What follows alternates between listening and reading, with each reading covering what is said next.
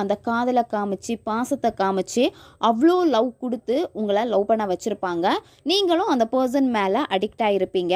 இப்போ அந்த நபர் ஏதோ ஒரு ரீசனை சொல்லி உங்களை அவாய்ட் பண்ணுறாங்க, உங்களை வெறுக்கிறாங்க, உங்கள் மேலே ரொம்ப கோவத்தில் இருக்காங்க, காரணமே இல்லாமல் உங்களை விட்டு விலகி போகிறாங்க. இந்த மாதிரி சுச்சுவேஷனில் நீங்கள் இருக்கீங்க அப்படின்னா இதை நீங்கள் ஃபாலோ பண்ணுங்கள். அந்த மெத்தடை நீங்கள் எந்த டேயில் வேணாலும் ஸ்டார்ட் பண்ணலாம். நீங்கள் குளிக்கிறப்போ இந்த மெத்தடை நீங்கள் செய்யணும். உங்களுக்கு தேவைப்படுறது உப்பு தேவைப்படும். பொடி உப்பு எடுத்துக்கோங்க.